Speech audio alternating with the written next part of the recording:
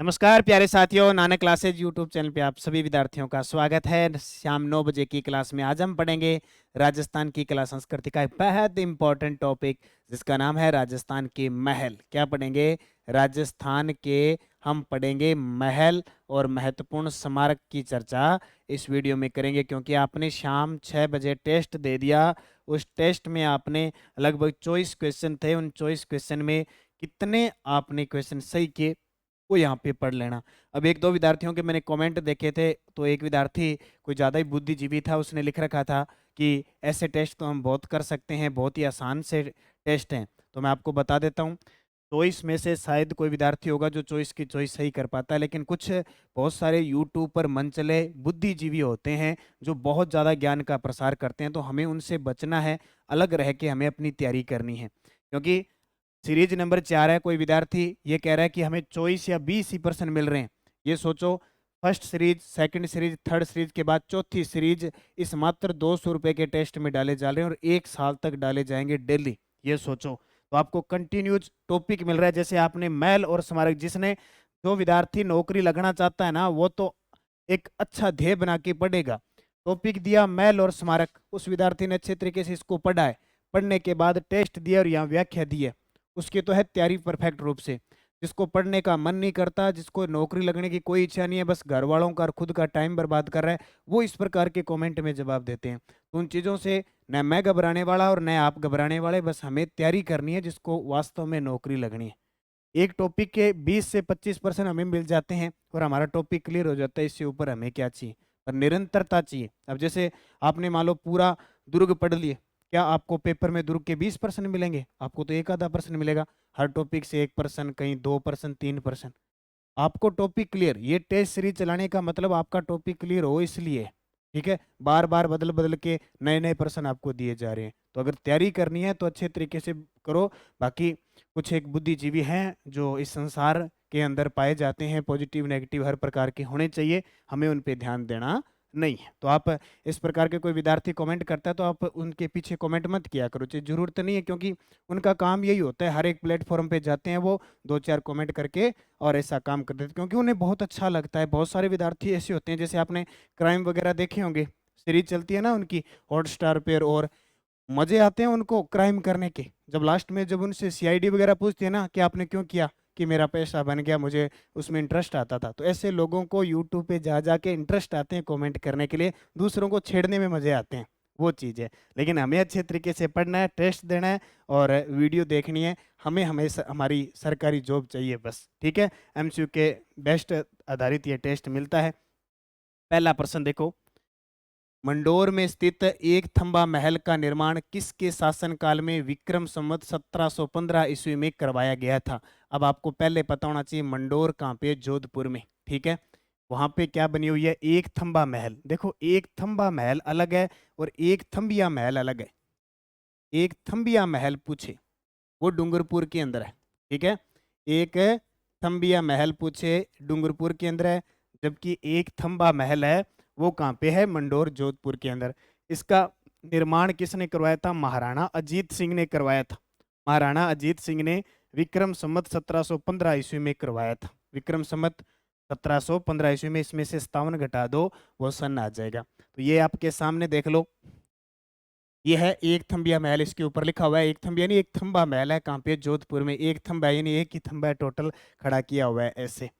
तो अब बात आई राव जोधा की। देखो, थोड़ी थोड़ी बातें बता देता हूँ। राव जोधा की खासियत, राव जोधा ने 12 मई 1459 को जोधपुर शहर बसाया, जोधपुर शहर की स्थापना की, प्लस मेहरानगढ़ दुर्ग का निर्माण किया। मेहरानगढ़ दुर्ग ये किसने बनवाए थे? राव जोधा ने। सरदार सिंह ने जसवंत थड़ा बनाया था अपने पिता जसवंत सिंह द्वितीय की याद में, ठीक है। और उमेद सिंह ने छित्र भवन या उमेद भवन पैलेस बनाया था। तो ये याद रखना। दूसरा प्रश्न देखो, मेहरानगढ़ दुर्ग में जसवंत थड़ा, मेहरानगढ़ दुर्ग में जसवंत थड़ा भवन का निर्माण राजा सरदार सिंह ने राजा जसवंत सिंह की याद में कब करवाया था? देखो, मेहरानगढ़ दुर्ग जोधपुर के अंदर है और कौन सी पहाड़ी पे है? तो चिड़िया टुक पहाड़ी पे। कौन सी? चिड़िया टुक, बड़ा इंपॉर्टेंट प्रश्न है, बार बार बता रहा हूँ। चिड़िया टुक पहाड़ी पे 1459 में इसका निर्माण करवाया था। इस दुर्ग के पास जसवंत थड़ा है। जसवंत थड़ा जिसे राजस्थान का ताजमहल कहते हैं, राजस्थान का ताजमहल जसवंत थड़ा है। जैसे कुछ की व्याख्या भी लेके आया हूँ ताकि आपको अलग से समझ में आ जाए। ताजमहल है और सरदार सिंह ने अपने पिता जसवंत सिंह द्वितीय की याद में निर्माण करवाया था 1906 में। इस वर्ष करवाया 1906 में जसवंत थड़े का निर्माण करवाया था। ठीक है, तो मुख्य तथ्य देखो, मुख्य तथ्य जसवंत थड़ा। अब ये देखो, इस प्रकार का प्रश्न बहुत इंपॉर्टेंट है। अब कुछ कोई विद्यार्थी बुद्धिजीवी ये कहेगा कि ये क्या प्रश्न है, इतने एक प्रश्न, या तो ज्यादा बुद्धिजीवी है तो उसको यूट्यूब पे आना ही नहीं चाहिए, किताबें पढ़ो और अपने ज्ञान का व्याख्यान कई बच्चों को पढ़ा के करो। अब आपको निःशुल्क इतनी क्लास दी जा रही है तो निश्चित है आप सारे समझ पाए होंगे। ये आपके सामने सफेद संगमरमर से बना जसवंत थड़ा सरदार सिंह ने अपने पिता जसवंत सिंह द्वितीय की याद में इसको बनाया था। सफेद संगमरमर से निर्मित है और 1906 में इसका निर्माण करवाया था। इसे राजस्थान का ताजमहल या मारवाड़ का ताजमहल कहा जाता है। इस महल का निर्माण महाराजा जय सिंह ने ड्यूक ऑफ एडिनबर्ग की यात्रा के दौरान ठहरने के लिए करवाया था। इस महल का निर्माण महाराजा जय सिंह ने, ये जय सिंह कहाँ के शासक थे? अलवर के शासक थे।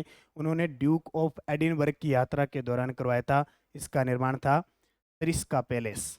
ये विनय सिंह ने, सिलीसेड महल है। कौन से हैं? सिलीसेड महल। इसकी व्याख्या मैं आपको बताता हूँ। तो महाराजा जय सिंह ने ड्यूक ऑफ का निर्माण करवाया था। तो कौन सा? त्रिस्का पैलेस। ठीक है, किसने? जय सिंह ने ड्यूक ऑफ। आगे आगे परिवर्तन होता गया, टाइम निकलता गया, परिवर्तन हो गया। विनय विलास महल, सिलीसेड महल, ये दोनों के दोनों यानी तीनों ही कहाँ पे है? अलवर के अंदर, अलवर के अंदर है। जबकि कदमी महल कहाँ पे है? आमेर जयपुर में। ये तो हमने पढ़ा था ना, आमेर जयपुर में है कदमी महल, जिसका निर्माण शुरुआत में एक शासक आया था आमेर का रामदेव या नामदेव। बाद में इसी महलों के ऊपर आमेर महल बने हुए हैं। तो आमेर महल का सबसे प्राचीन महल पूछे तो कदमी महल, जहाँ पे राजा महाराजाओं का राज्याभिषेक होता था।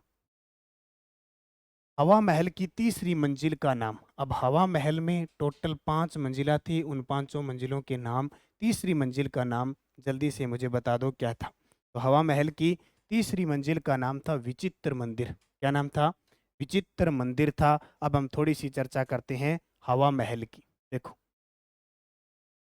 हवा महल का निर्माण 1799 में जयपुर के शासक स्वाई प्रताप सिंह ने करवाया था। ये वही स्वाई प्रताप सिंह है जिसके समय मराठा आए थे। स्वाई प्रताप सिंह ने करवाया था। लाल व गुलाबी बलुआ पत्थर से निर्मित यह भवन भगवान श्री कृष्ण के मुकुट के समान नजर आता है। भगवान श्री लाल व गुलाबी पत्थरों से निर्मित है। ठीक है, भगवान श्री कृष्ण के मुकुट के समान नजर आता है, इसलिए इसको कहते हैं भगवान श्री कृष्ण को समर्पित। इसमें कुल 953 खिड़कियां हैं। कितनी? 953 खिड़कियां हैं, जबकि 365 झरोखे हैं। झरोखे, ठीक है। वह जयपुर के अंदर गणगौर की सवारी निकलती थी, तीज की सवारी निकलती थी, तो उनकी रानियों के लिए, राजा महाराजाओं की रानियों के देखने के लिए स्वाई प्रताप सिंह ने इसका निर्माण करवाया था। इसके कारीगर वास्तुकार है लालचंद उस्ता। लालचंद उस्ता इसके क्या है? वास्तुकार है। अब देखो, ये है आपके सामने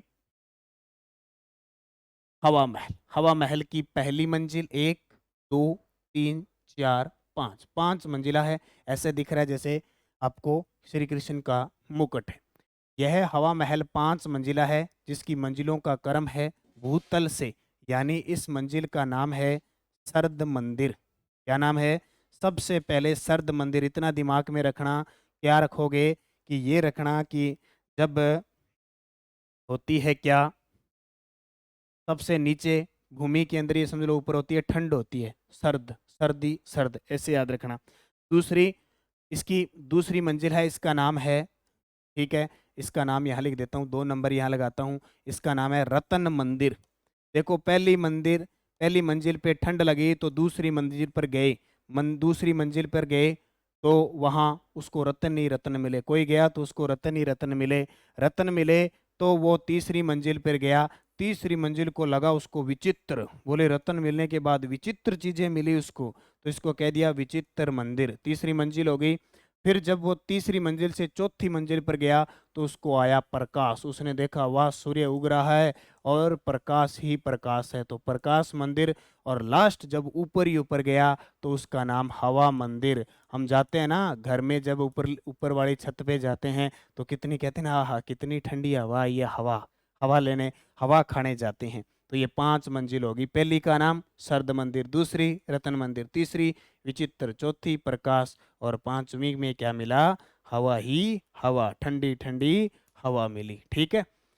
इस महल की सुंदरता के बारे में एडविन आर्नोल्ड ने लिखा है कि अलादीन का जादूगर इससे अधिक मोहक निवास स्थान की सृष्टि नहीं कर सकता था, और न ही पेरी बेनान का रजत मुक्ता महल इससे अधिक सुंदर सुरम्य रहा होगा।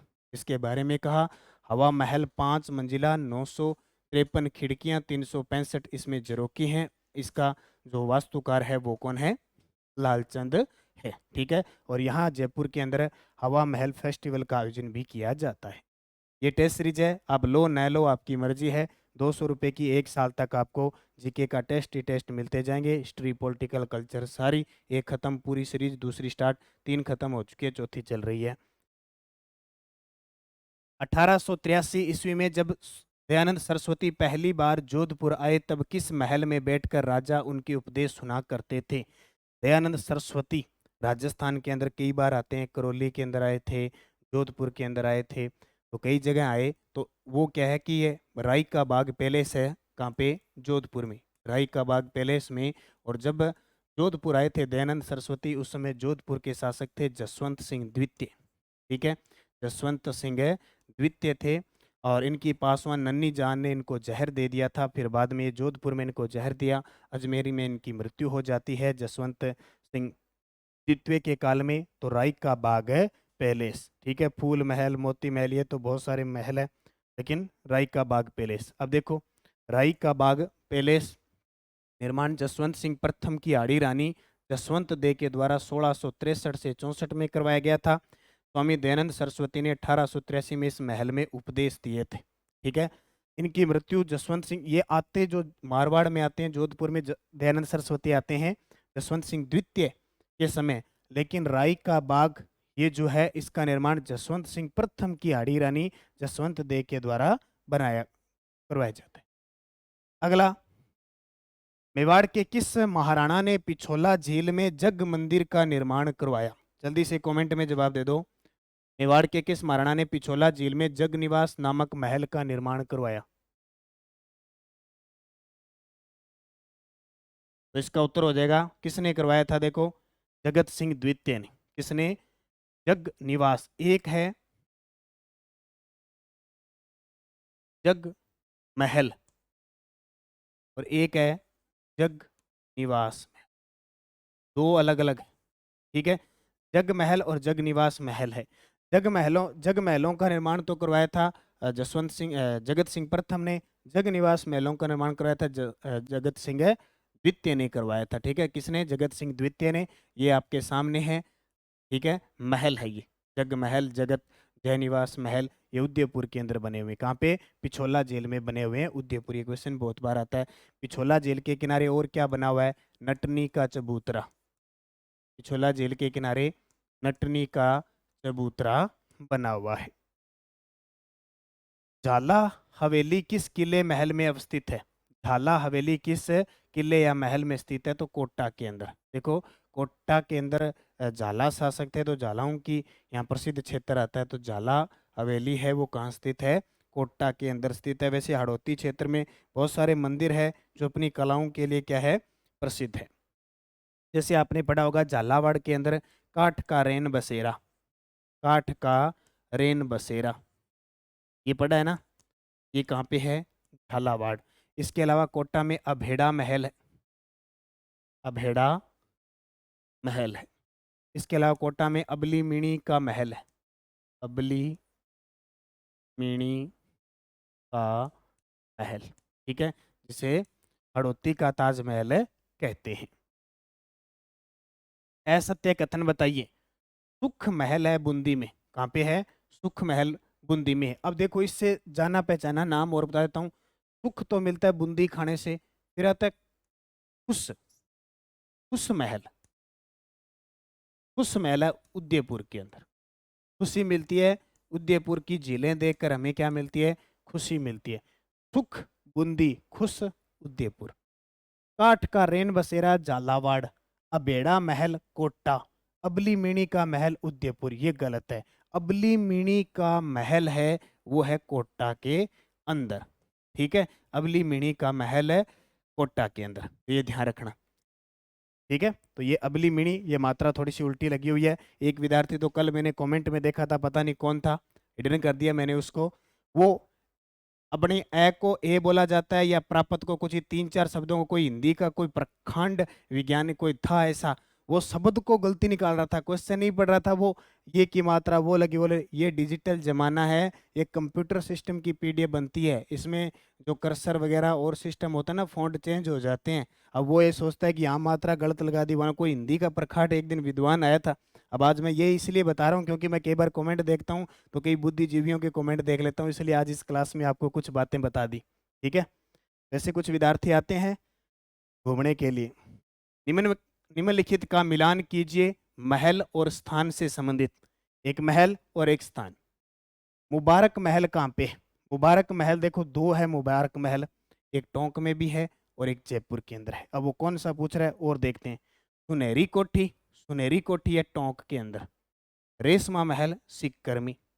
एक थम्बिया महल डूंगरपुर में और मुबारक महल जयपुर में, क्योंकि मुबारक महल एक जयपुर में ही है जो मेहमान नवाजी के लिए प्रसिद्ध था, और एक इधर मुबारक महल टोंक में था जो ऊंट की कुर्बानी के लिए कभी जाना जाता था। तो ए का 4, बी का 2, बी का 2, ये कट गया, ये कट गया। ठीक है, सी का 3 सीकर और डी का 1, 1 नंबर उत्तर आ जाएगा। ठीक है, सुनहरी कोठी। और देखो विजय स्तंभ के बारे में अधोलिखित कथनों को पढ़िए। यह 9 मंजिला है, बिल्कुल विजय स्तंभ तो 9 मंजिला है, क्लियर ही है। मंडन इसका मुख्य वास्तुकार था, तो मंडन इसका मुख्य वास्तुकार नहीं था, मंडन तो कुंभलगढ़ का था। इसका था कुंभलगढ़ दुर्ग का वास्तुकार था मंडन। तो केवल एक ही सही है, यह है विजय स्तंभ जो कितने 9 मंजिला है, इसका जो वास्तुकार था जेता। इसके साथ थे ओमा, नापा और नाथा, ये थे। ठीक है, अगर इस विजय स्तंभ की बात करें तो बहुत लंबी चौड़ी बात है। ये भगवान विष्णु को समर्पित है। इसको भगवान विष्णु को समर्पित है। 1915 अगस्त 1949 को सबसे पहली इमारत थी राजस्थान की जिस पे डाक टिकट जारी हुआ।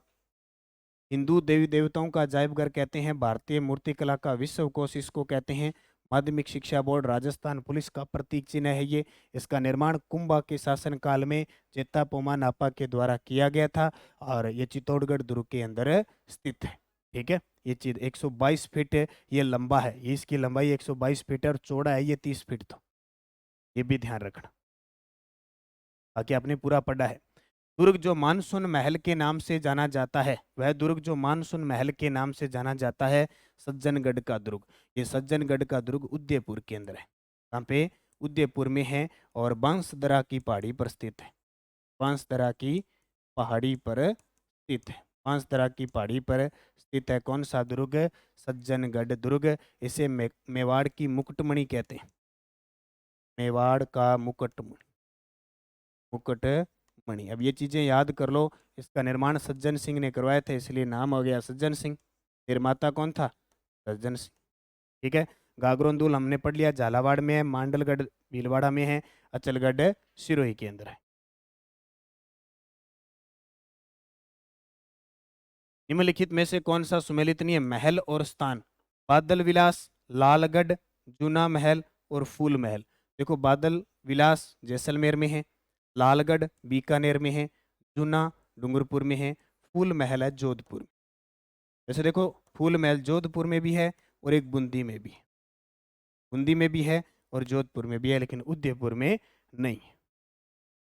देखो फूल महल जोधपुर में। चोखेलाव महल राजस्थान के किस किले में स्थित है? कल दुर्ग वाले टॉपिक में भी प्रश्न आया था ये।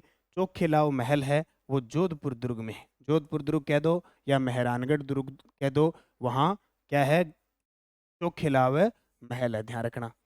एक मीनार वो भी जोधपुर के अंदर है। एक थंबा महल वो भी जोधपुर में है। फतेह प्रकाश महल का निर्माण निम्न में से किस किले में करवाया गया था? आपके सामने तस्वीर है, यह है फतेह प्रकाश महल। कौन सा है? फतेह प्रकाश महल है। इसका निर्माण करवाया गया था चित्तौड़गढ़ दुर्ग के अंदर। महल की बात कर रहा है ये, फतेह प्रकाश महल। ठीक है, वो किस दुर्ग में? चित्तौड़गढ़ के अंदर। गंभीरी व बेड़च नदी के किनारे हैं। का निर्माण जो है वो चित्रांग मौर्य ने करवाया था। 734 में बप्पा रावल ने मान मौर्य से इसको क्या किया था? जीत लिया था। और ये मेसा के पठार पर स्थित है। गढ़ तो चित्तौड़गढ़, बाकी सब गढ़िया। राजस्थान का सबसे बड़ा लिविंग फोर्ट, राजस्थान का एकमात्र दुर्ग जिसमें खेती भी होती है। पूरी डिटेल हमने पढ़ी थी। 1303, 1534 और 1567 में यहाँ पे 3 साके हुए थे। दुर्ग की चर्चा कर चुके हैं। डेली क्लास लिया करो, आपको पता लगता रहेगा। हवा महल का डिजाइन निम्न में से किसके द्वारा किया गया? तो नॉर्मल सा प्रश्न है। हवा महल का डिजाइन लालचंद उस्ता यानी इसके शिल्पकार थे। बादल महल किस दुर्ग में? अब राजस्थान में बादल महल बहुत है, लेकिन सबसे प्रसिद्ध बादल महल है कुंभलगढ़ के अंदर। कुंभलगढ़ के अंदर कटारगढ़ है। ठीक है, इस कटारगढ़ के अंदर बना हुआ है बादल महल। और इस बादल महल के अंदर है जूनी कचहरी। क्या है? जूनी कचहरी। ये क्यों चर्चा में आया? इसलिए आया कि एक बार एग्जामिनर ने यहाँ से प्रश्न पूछा कि 9 मई 1540 को किसका जन्म हुआ? महाराणा प्रताप का। किसका जन्म हुआ? महाराणा प्रताप का जन्म हुआ।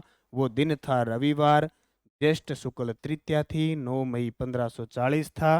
राजसमंद के कुंभलगढ़ के कटारगढ़ के बादल महल की जूनी कचेरी में महाराणा प्रताप का जन्म। माता जयवंता बाई, पिता उदय सिंह थे।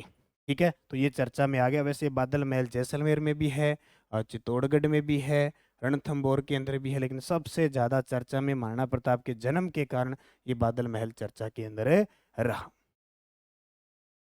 बूंदी दुर्ग में बने हुए महलों के बारे में किसने लिखा कि इनका निर्माण भूतों प्रेतों के द्वारा किया गया? कल मैंने आपको मेहरानगढ़ दुर्ग के बारे में बताया था कि लॉर्ड किपलिंग ने मेहरानगढ़ दुर्ग के बारे में बताया कि शायद इस दुर्ग का निर्माण परियों व फरिश्तों के द्वारा किया गया। और एक बताया था कि बूंदी दुर्ग, यानी बूंदी दुर्ग का मतलब तारागढ़ दुर्ग। ठीक है, तारागढ़ दुर्ग का निर्माण लॉर्ड किपलिंग ने कहा कि इसका निर्माण शायद भूतों प्रेतों के द्वारा, यानी कहने का मतलब ये इतिहासकार जो आए थे उन्होंने जब हमारे राजस्थान के दुर्गों को देखा तो उन देखकर दंग रह गए, बोले आश्चर्यचकित हो गए। इतने बड़े बड़े दुर्ग, इतने बड़े बड़े पत्थर पता नहीं कैसे लेके गए थे। उन्होंने कहा इंसान तो नहीं बना सकता। ठीक है, इतनी विश्वसनीयता हमारे दुर्गों की है। तो किसने कहा? लॉर्ड किपलिंग ने। कर्नल टोड ने कोटा दुर्ग के बारे में कहा कि इतना ऐसा प्रकोटा मैंने भारत में किसी दुर्ग का नहीं देखा। और अबुल फजल तो पता नहीं कितनी बार क्या क्या कह गए। अबुल फजल ने रणथंभौर के बारे में कहा कि बाकी सब दुर्ग नंगे हैं जबकि बख्तरबंद है। कुंभलगढ़ दुर्ग के बारे में कहा कि इससे नीचे से ऊपर की ओर देखने पर सिर पर रखी हुई पगड़ी गिर जाती है। और जैसलमेर दुर्ग में जब गए तो जैसलमेर दुर्ग के बारे में कहा कि पत्थर की टांगे ही यहाँ तक ले जा सकती है। 3 तो इम्पोर्टेंट है ही। भीलवाड़ा जिले में बनेड़ा महल का निर्माण किसने करवाया था? तो भीलवाड़ा जिले में बनेड़ा महल का निर्माण किसने करवाया था? बनेड़ा महल का निर्माण भीलवाड़ा के अंदर। ठीक है, तो इसका निर्माण किसने करवाया था? जो भीलवाड़ा के अंदर बना हुआ है तो इसका निर्माण करवाया था सरदार सिंह ने, राजा सरदार सिंह ने। इंपॉर्टेंट नहीं है इतना, बस प्रश्न याद रखना। बिजोलाई महल किस किले में स्थित है? किस जिले में स्थित है या किले में स्थित है? ठीक है, तो लगभग जितने भी महल स्मारक ये मिलेंगे आपको दुर्गों के अंदर मिलेंगे। तो बिजोलाई महल है जोधपुर के अंदर। कहाँ पे? जोधपुर में। इस पैलेस का निर्माण महाराणा जसवंत सिंह प्रथम की आड़ी रानी ने 1663 ईस्वी में करवाया था। तो किसका निर्माण करवाया था?